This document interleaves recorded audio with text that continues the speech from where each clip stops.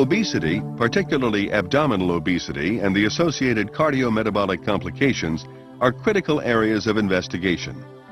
The endocannabinoid system helps to regulate the central control of energy balance and peripheral metabolic processes, both of which may contribute to cardiometabolic risk factors.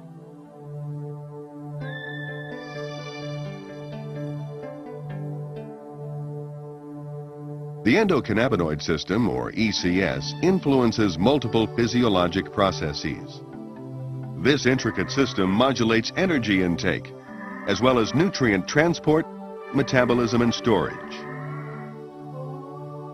The ECS regulates these processes through endogenous ligands, such as anandamide and 2-arachidonyl glycerol, and the CB1 receptor. CB1 receptors are located in the brain, digestive tract, muscle, and adipose tissue. Integration of these central and peripheral ECS components is achieved through neuronal and hormonal signaling.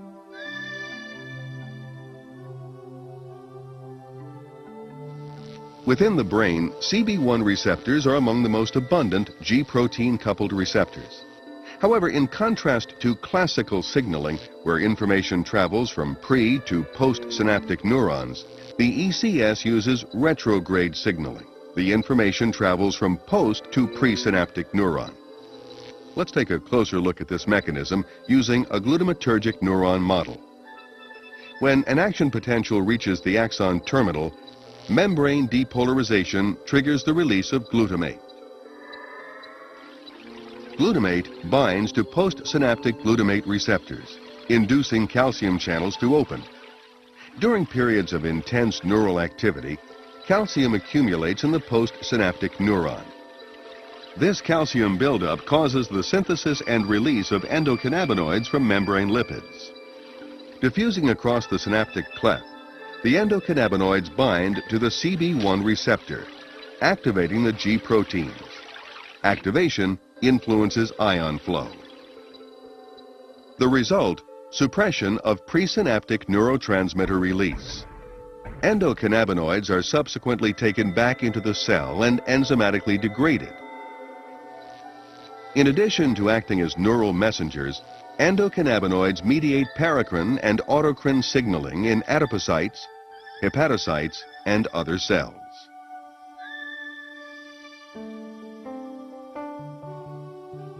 Endocannabinoid system activity in the central nervous system regulates food intake.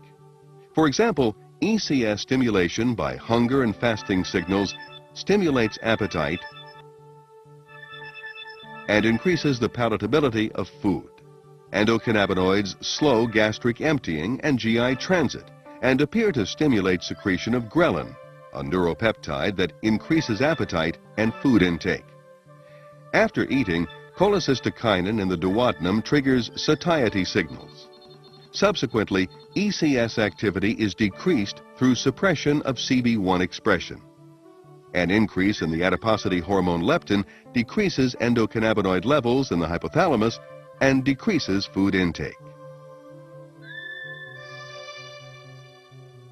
ECS regulation of peripheral metabolism influences energy balance. Stimulation of the ECS increases food intake and adiposity. Conversely, blocking CB1 receptors reduces food intake and adiposity. In the liver, ECS stimulation can lead to lipogenesis through the activation of hepatic lipogenic enzymes and increased fatty acid synthesis.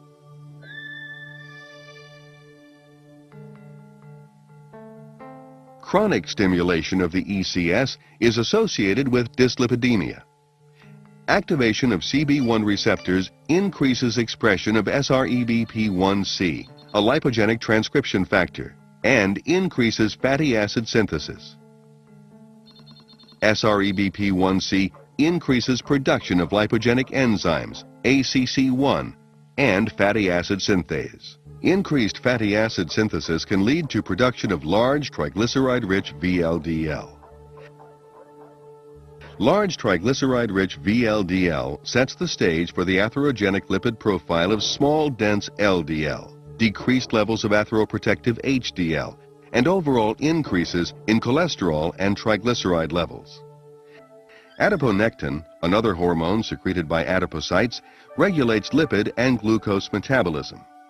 Adiponectin is believed to regulate fatty acid oxidation in muscle and liver, thus improving insulin sensitivity.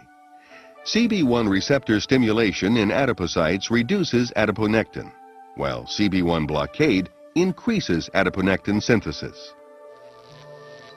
Metabolic dysregulation leads to a constellation of symptoms including abdominal obesity, atherogenic dyslipidemia, hypertension, insulin resistance, prothrombotic state, and pro-inflammatory state. As basic and clinical research progresses, we will continue to increase our understanding of the central and peripheral endocannabinoid system and its role in the regulation of metabolic function.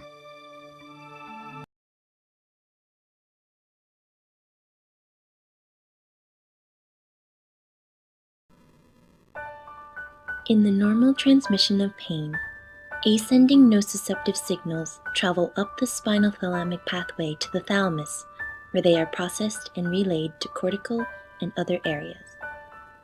The ascending pathway also relays to the periaqueductal gray matter, an important part of the descending pain modulating system, where specific cannabinoid receptors are located. Stimulation of the periaqueductal gray is known to produce an analgesic effect. However, this neuroregulatory process is thought to be tonically restricted by inhibitory GABAergic off cells. Ascending pain signals relayed through the periaqueductal gray suppress the activity of GABAergic off cells through cannabinoid modulation, thereby increasing activity in the descending pain modulation pathway and increasing the analgesic effect. This is called depolarization-induced suppression of inhibition. A synaptic feedback mechanism is believed to be an inherent part of our normal neuroregulatory processes, including descending pain modulation. In many regions of the CNS, including the periaqueductal gray, the generation of postsynaptic action potentials is modified by an endogenous cannabinoid regulatory system. Endogenous cannabinoids are synthesized on demand from the phospholipid bilayer of the postsynaptic membrane. These lipophilic ligands are released directly into the synaptic cleft and act in retrograde fashion on the presynaptic neuron where the cannabinoid receptors are expressed. Binding of the endogenous cannabinoids affects intracellular signal transduction pathways, reducing the influx of calcium ions into the presynaptic neuron, causing a decrease in further neurotransmitter release. This in turn influences the frequency of postsynaptic firing. The administration of exogenous cannabinoids orally or through inhalation may therefore provide an option for treating pain that has responded poorly to conventional pain therapy. When exogenous cannabinoids are administered orally, they travel via the GI tract to the liver, where they are metabolized before entering the bloodstream and then the CNS. The onset of action from oral administration is less rapid compared to the inhaled route. When exogenous cannabinoids are inhaled, they travel through the respiratory tract to the alveoli of the lung, where they diffuse rapidly into the circulatory system. They then travel through the bloodstream towards the CNS, where they diffuse across the blood-brain barrier and into the surrounding tissues of the brain and spinal cord. Exogenous cannabinoids exert their modulatory effects upon the abundant cannabinoid receptors distributed throughout the CNS. The effects of cannabinoids may be illustrated by comparing three neuronal synapses showing normal pain transmission, the influence of endogenous cannabinoids, and the influence of exogenous cannabinoid administration. Exogenous cannabinoids from the bloodstream bind to cannabinoid receptors on the presynaptic neuron and mimic the endogenous synaptic modulatory effect by decreasing influx of calcium ions. In this way, pain and other neural processes are modulated. The clinical effects of exogenous cannabinoid administration are not limited to pain and have proven effects including the reduction of anxiety, spasticity, anorexia, and nausea. The development of novel drugs to modulate endogenous cannabinoid reuptake and metabolism may also prove beneficial in pain therapy. The therapeutic benefits of cannabinoids, including modification of the endogenous cannabinoid signaling system, should be further explored through clinical research.